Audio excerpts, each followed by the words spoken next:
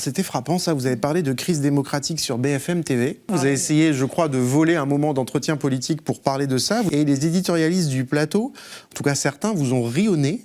Par exemple, vous avez parlé à un moment de tirage au sort. On pourrait tirer certaines fonctions au sort.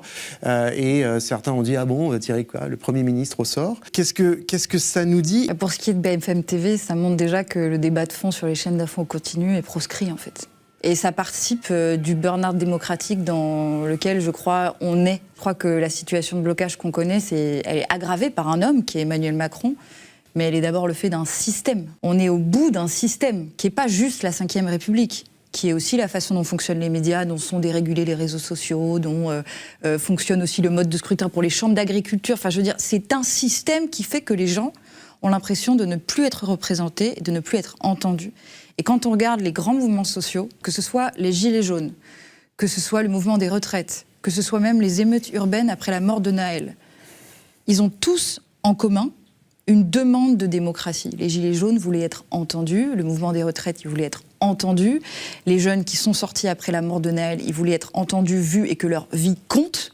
Il faut qu'on se rende compte que de cette situation de blocage, on peut trouver des solutions pour nommer un Premier ministre, je l'espère de gauche, avoir un accord de non-censure pour quelques mois, etc. Mais à la fin, si on ne change pas ce système, on va dans le mur. Et moi, je pense personnellement que nous ne sommes encore qu'au Moyen-Âge de la démocratie, qu'on a tellement de choses à inventer pour déjà améliorer la démocratie représentative.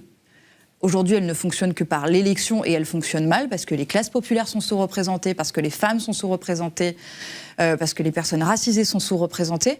Donc améliorer la démocratie représentative.